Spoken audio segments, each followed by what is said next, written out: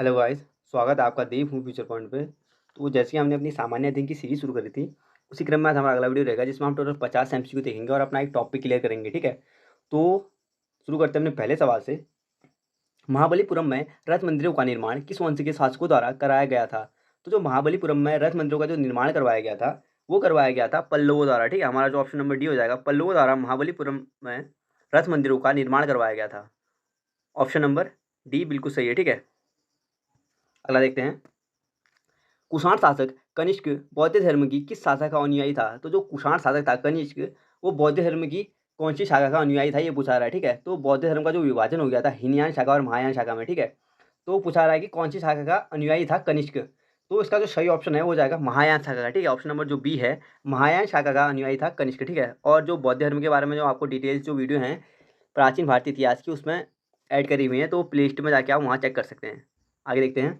नवीनतम खोजों के अनुसार सिंधु घाटी सभ्यता का सबसे बड़ा नगर है? तो जो नवीनतम खोजों के पे आधारित जो सिंधु घाटी सभ्यता का सबसे बड़ा जो नगर है वो है हमारा राखीगढ़ी। ऑप्शन नंबर जो सी हो जाएगा, राखीगढ़ी हमारा जो नवीनतम खोजों के अनुसार सिंधु घाटी सभ्यता का सबसे बड़ा स्थल है।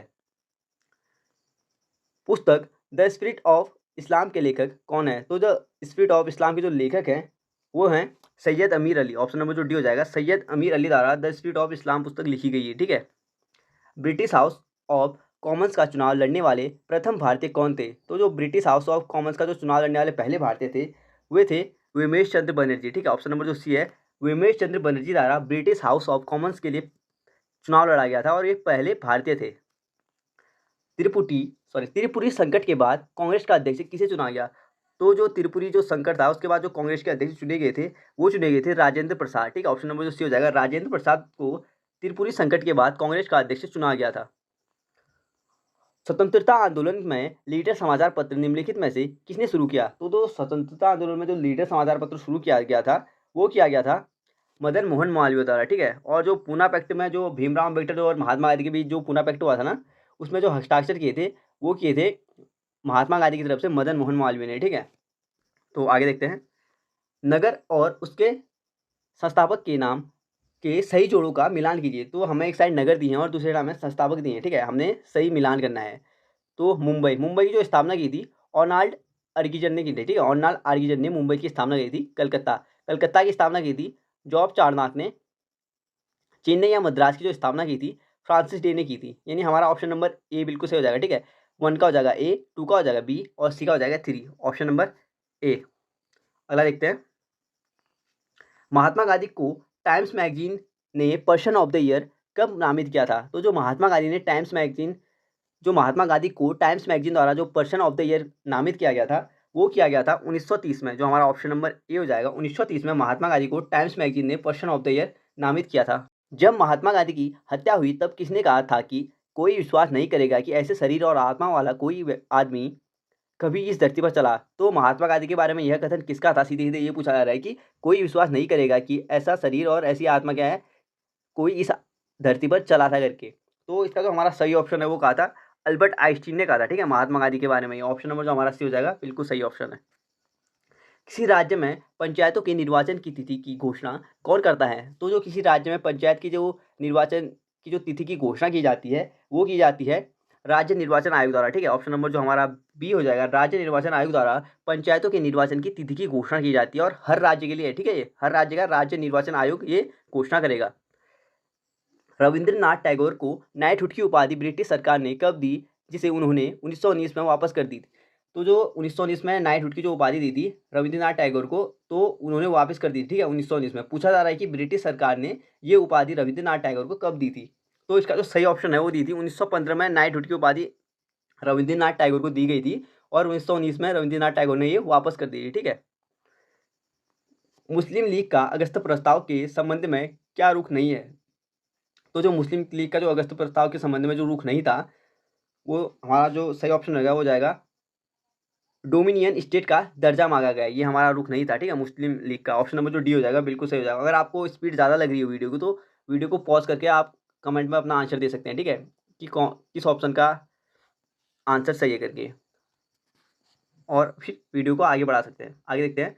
वर्ष 1928 में चंद्रशेखर आज़ाद के नेतृत्व में किस स्थान पर हिंदुस्तान रिपब्लिकन एसोसिएशन का नाम बदलकर हिंदुस्तान सोशलिस्ट रिपब्लिकन एसोसिएशन कर दिया गया?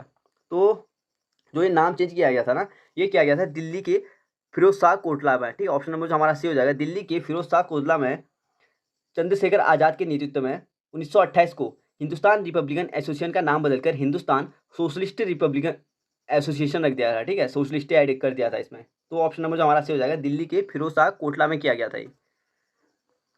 वर्ष 1987 में लॉर्ड डफरिन ने भारत राष्ट्रीय कांग्रेस को क्या कहकर संबोधित किया था? तो जो लॉर्ड डफरिन ने जो भारतीय राष्ट्रीय कांग्रेस को जो संबोधित करके कहा था ना 1887 को, तो ये कहा था राष्ट्रद्रोह की संस्था है करके, ठीक है। कि कांग्रेस क्या है, राष्ट्र जो विद्रोही है ना या द्रोही हैं उनकी संस्था है ये। अगला देखते हैं, निम्नलिखित में से किस आयोग या समिति का संबंध ब्रिटिश भारत में अकाल से नहीं है? तो ऐसा कौन सा आयोग है जिसका संबंध ब्रिटिश भारत में अकाल से नहीं है? तो इसका जो ऑप्शन के अकॉर्डिंग जो सही आंसर हो जाएगा वो हो जाएगा हॉलैंड समिति, ठीक है। हॉलैंड समिति 1916 का संबंध अकाल से नहीं है। ऑप्शन नंबर जो डी है बिल्कुल सही है। 1857 की क्रांति के बाद शासन में हुए बदलाव के संबंध में असत्य कथन का चयन कीजिए। तो 1857 की जो क्रांति के बाद जो शासन में बदलाव हुए थे उनके बारे में जो असत्य कथन है वो है भारत सचिव की सहायता हेतु भारत में एक परिषद गठित हुई। ये क्या है, असत्य कथन है, ठीक है। Option number C. मैं फिर कह रहा हूँ आपसे, अगर आपको वीडियो की स्पीड ज़्यादा लगी है तो हमारा जो सवाल बोल रहा हूँ मैं उसके बाद वीडियो को पॉज कर सकते हैं और उसके बाद कमेंट में आंसर दे दीजिए और फिर वीडियो को चालू कीजिए। अगला देखते हैं, जनता को राजनीतिक संघर्ष के लिए तैयार करने हेतु देश भ्रमण के दौरान गांधी जी को कोलकाता से किस वर्ष गिरफ्तार किया गया? तो जो देश भ्रमण कर रहे हैं ना गांधी जी राजनीतिक संघर्ष को तैयार करने के लिए, तो गांधी जी को जो कोलकाता से जो गिरफ्तार किया गया था वो कब किया गया था? 1929 में गिरफ्तार किया गया था, ठीक है। हमारा जो ऑप्शन नंबर ए हो जाएगा 1929 में कोलकाता से गांधी जी को गिरफ्तार किया गया था।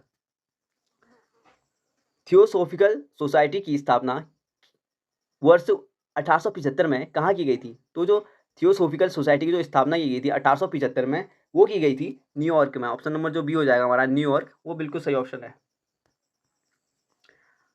राजा कृष्णदेव राय ने निम्नलिखित में से किस पुस्तक की रचना संस्कृत में की थी? तो जो राजा कृष्णदेव राय थे उन्होंने जो संस्कृत में जो रचना की गई जो पुस्तक है वो है जाम्बवती कल्याणम, ठीक है। ऑप्शन नंबर जो बी हो जाएगा जाम्बवती कल्याणम, इसकी रचना राजा कृष्णदेव राय ने संस्कृत में की थी। अगला देखते हैं, तुलुगमा नीति, तुलुगमा जो युद्ध नीति थी ना उसका प्रयोग युद्ध में मुगलों ने किया था। तो कौन सा युद्ध, किस युद्ध में किया था ये बताना है, ठीक है। तो तुलुगमा जो युद्ध नीति थी इसका जो यूज किया था वो किया था पानीपत के पहले युद्ध में, ठीक है। और कमेंट करके बताइए कि पानीपत का पहला युद्ध कब हुआ था, ठीक है। पहला और दूसरा युद्ध कब हुआ था, कमेंट करके बताइए। अगला देखते हैं, रेडियोधर्मी प्रदूषण से संबंधित निम्न कथनों में से कौन सा सही है? तो रेडियोधर्मी प्रदूषण के बारे में कथन दिए है और बताना है कि कौन सा कथन सही है। तो देख लेते हैं इसका, यह पशुओं में आनुवंशिक परिवर्तन लाता है, ये बिल्कुल सही ऑप्शन है। यह रक्त संचार में व्यवधान पैदा करता है, ये भी बिल्कुल सही ऑप्शन है, ठीक है। पहला और हमारा जो तीसरा है बिल्कुल सही हो जाएंगे दोनों। देखते हैं, यह कैंसर पैदा करता है, ये भी बिल्कुल सही है, ठीक है। तो हमारा जो इसका सही ऑप्शन हो जाएगा वो हो जाएगा ऑप्शन नंबर सी, यानी 1, 3 और 4 ऑप्शन जो है बिल्कुल सही है।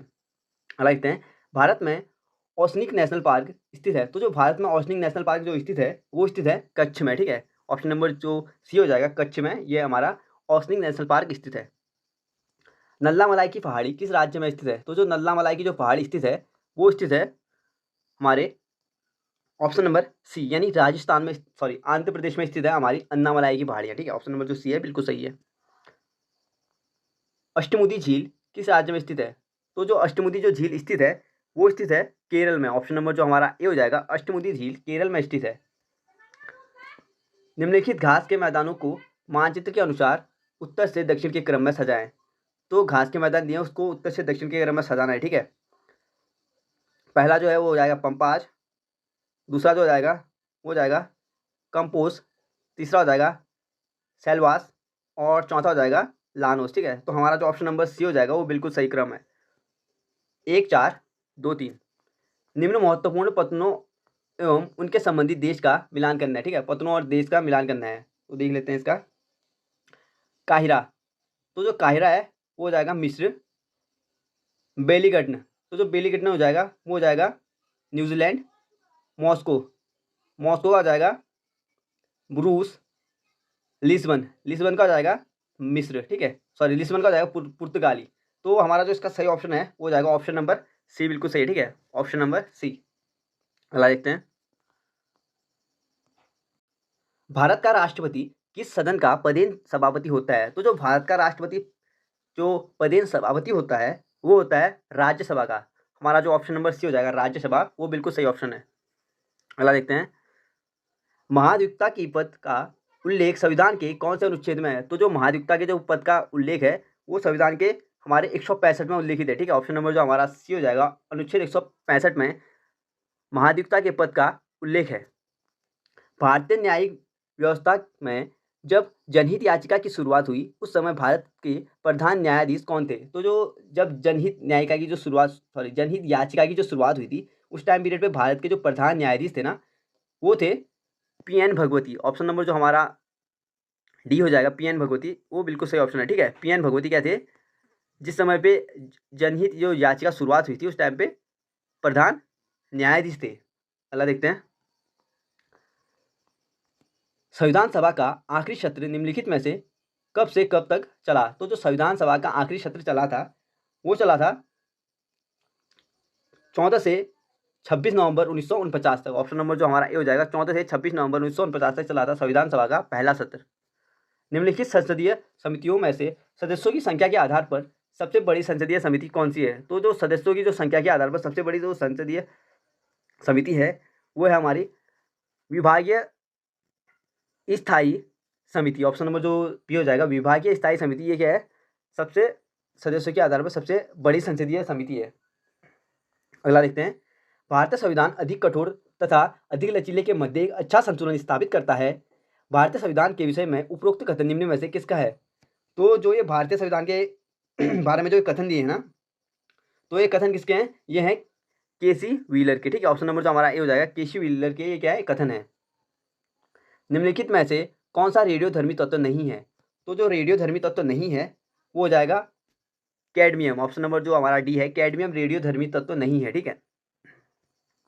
रेडियो एक्टिव युक्त गैस कौन सी है? तो जो रेडियो एक्टिव युक्त जो गैस है वो हो जाएगी हमारे रेयन। ऑप्शन नंबर जो बी हो जाएगा, आर्यन लिखा है ना जो, ऑप्शन नंबर बी, ठीक है। हाइड्रोजन के किस समस्थानिक में न्यूट्रॉन नहीं होते हैं? तो जो हाइड्रोजन के कौन सा समस्थानिक है जिसमें न्यूट्रॉन नहीं पाए जाते हैं वो है प्रोटियम, ठीक है। और हाइड्रोजन के कितने समस्थानिक होते हैं? 1s1, 1s2 और 1s3, ठीक है, 3 समस्थानिक होते हैं हाइड्रोजन के। तो प्रोटियम जो प्रोटियम है ना इसमें क्या होते हैं? समस्थानिक नहीं होते हैं, ठीक है, समस्थानिक में न्यूट्रॉन नहीं होते हैं। अगला देखते हैं, चावल के अंकुर में बेकेन किस रोगजनक की वजह से उत्पन्न होता है? तो कौन सा ऐसा रोगजनक है जो चावल में के अंकुर में बेकेन उत्पन्न कर देता है, ठीक है। इसका जो हमारा सही ऑप्शन है वो हो जाएगा जिब्रेला फुजिकोरी, ठीक है, जिब्रेला फुजिकोरी जो है इसके कारण क्या होता है? चावल के अंकुर में बेकेन उत्पन्न हो जाता है। ऑक्टेन संख्या किसकी गुणवत्ता का मापक है? तो जो ऑक्टेन संख्या जो गुणवत्ता का मापक है वो है पेट्रोल की, ठीक है, ऑप्शन नंबर जो बी हो जाएगा, ऑक्टेन संख्या पेट्रोल की गुणवत्ता का मापक है।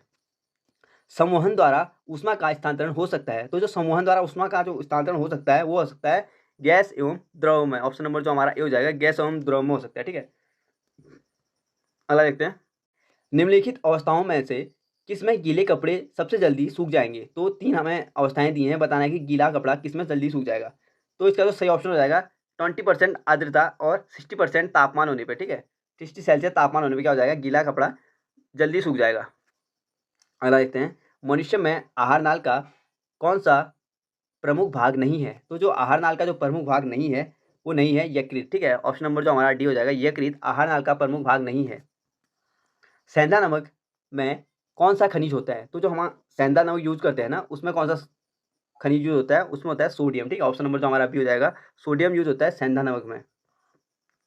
पसीना उस स्थिति में सबसे अधिक निकलता है, तो हमें 4 स्थितियाँ दी हैं, बताना है कि पसीना किस स्थिति में सबसे ज़्यादा निकलता है। तो इसका जो सही ऑप्शन हो जाएगा जब ताप अधिक एवं हवा आर्द्र हो, ठीक है, इस स्थिति में क्या होगा? पसीना अधिक निकलेगा। ऑप्शन नंबर बी बिल्कुल सही है। सीएनजी में सर्वाधिक मात्रा में कौन सा तत्व मौजूद होता है? तो जो सीएनजी में सर्वाधिक मात्रा में जो तत्व मौजूद होता है वो होता है CH4 यानी कि मीथेन, ठीक है, ऑप्शन नंबर जो हमारा बी हो जाएगा, मीथेन यूज होता है सीएनजी में सबसे ज़्यादा। राष्ट्रीय विकास परिषद का मुख्य संबंध होता है। तो जो राष्ट्रीय विकास परिषद का जो मुख्य संबंध होता है वो किससे होता है? पंचवर्षीय योजनाओं के अनुमोदन से, ठीक है, ऑप्शन नंबर जो ए हो जाएगा पंचवर्षीय योजना के अनुमोदन से संबंधित है राष्ट्रीय विकास परिषद। हरे पौधे में प्रकाश संश्लेषण की अप्रकाशित अभिक्रिया क्लोरोप्लास्ट में कहाँ संपन्न होती है? तो जो हरे पौधे में जो अभिक्रिया संपन्न होती है वो संपन्न होती है केवल स्ट्रोमा में, ठीक है। ऑप्शन नंबर जो डी हो जाएगा, केवल स्ट्रोमा में संपन्न होती है ये प्रक्रिया। जठर ग्रंथियों द्वारा स्रावित हाइड्रोक्लोरिक अम्ल डोडरॉल एंजाइम में क्रिया को आसान कर लेते हैं। तो इसका जो सही आंसर हो जाएगा वो हो जाएगा पेप्सिन, ठीक है। जठर ग्रंथियों द्वारा स्रावित हाइड्रोक्लोरिक अम्ल एंजाइम को जो क्रिया जो आसान करता है वो पेप्सिन की करता है। ऑप्शन नंबर जो हमारा ए है वो बिल्कुल सही ऑप्शन है।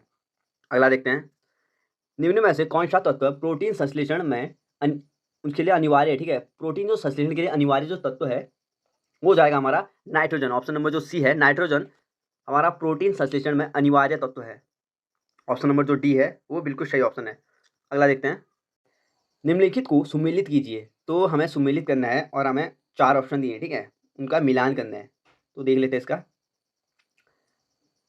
हिस्टोलॉजी, तो जो हिस्टोलॉजी है ऊतकों के अध्ययन को कहते हैं, ठीक है। हिस्टोलॉजी ऊतकों के अध्ययन को कहा जाता है। लिम्रोलॉजी, तो जो लिम्रोलॉजी है वो कहा जाता है वनों के वृक्षों के अध्ययन को। और पैडोलॉजी, पैडोलॉजी कहा जाता है झीलों तथा अलवणीय जलीय पादपों का अध्ययन। सिल्वीकल्चर, तो जो सिल्वीकल्चर कहा जाता है वो कहा जाता है मृदा संबंधी अध्ययन, ठीक है, यानी मिट्टी के अध्ययन को कहते हैं सिल्वीकल्चर। तो इसका जो हमारा सही ऑप्शन हो जाएगा ना वो हो जाएगा ऑप्शन नंबर ए, हमारा बिल्कुल सही है। Option number A. एक का हो जाएगा, ए का हो जाएगा 1, बी जो और 2 का हो जाएगा सी, 3 का हो जाएगा डी, 4 का हो जाएगा बी। अगला देखते हैं, निम्न में से किसे पादप एवं जंतु का संयोजक जीव कहा जाता है? तो जो पादप एवं जो जंतु है ना उसका जो संयोजी जीव कहा जाता है वो कहा जाता है यूग्लिना को। यानी जो हमारा ऑप्शन नंबर सी है यूग्लिना को पादप एवं जंतु का संयोजी जीव कहा जाता है। तो हमने 50 एमसीक्यू कंप्लीट कर लिए हैं, तो अब टॉपिक की तरफ चलते हैं, ठीक है। विश्व की प्रमुख गर्म हवाएं दी हैं और हवाएं और उनके क्षेत्र दिए हैं, ठीक है। तो देख लेते हैं, अयाला, अयाला कहा जाता है फ्रांस में। सुखोवे, सुखोवे कहा जाता है रूस एवं कजाकिस्तान में। बाग्यो, बाग्यो कहा जाता है फिलीपींस में, फिलीपींस द्वीप समूह में, ठीक है। गारिश, गारिश कहा जाता है दक्षिण पूर्वी ईरान में। सामुन कहा जाता है ईरान में। वर्गस कहा जाता है दक्षिण अफ्रीका में। ट्रेमोंटेन कहा जाता है मध्य यूरोप में। विश्व की प्रमुख ठंडी हवाएं दी और क्षेत्र दिया है, ठीक है। मिस्ट्रल, मिस्ट्रल कहा जाता है स्पेन एवं फ्रांस में। बोरा कहा जाता है एंट्रियाटिक तट पे। नाट्री कहा जाता है अमेरिका में। नादर कहा जाता है अमेरिका में। पैम्पिरो कहा जाता है अर्जेंटीना में। पेपागायो कहा जाता है मैक्सिको में। हबूब कहा जाता है सूडान में। सिस्टान कहा जाता है पूर्वी ईरान में। नेवाडास कहा जाता है एक्वाडोर में। बिलीवाब कहा जाता है अलास्का में, ठीक है। तो हमने अपना टॉपिक कंप्लीट कर लिया है, 50 एमसीक्यू कंप्लीट कर लिए हैं। तो इससे पहले के जो लगभग 50 से 50 प्लस मैं वीडियोस कवर कर चुका हूँ जीएस एमसीक्यू करके ना। तो प्ले लिस्ट पे जाके आप चेक कर सकते हैं। अगर आपको एमसीक्यू लगाने हैं तो वहाँ से लगा सकते हैं, ठीक है, आसानी से। और आपको अगर हमारे इंस्टा हैंडल से जुड़ना है तो दी हुई फ्यूचर पॉइंट को इंस्टा पे फॉलो कर सकते हैं। वहाँ पे मैं डेली करंट अफेयर्स और हिंदी की पॉलिटी और भी अन्य विषय के एमसीक्यू साझा करता हूँ। आप वहाँ से एमसीक्यू भी लगा सकते हैं, ठीक है। तो ठीक है गाइस, वीडियो पसंद आए तो वीडियो को लाइक कीजिए, कमेंट कीजिए और चैनल को सब्सक्राइब कीजिए। Thank you.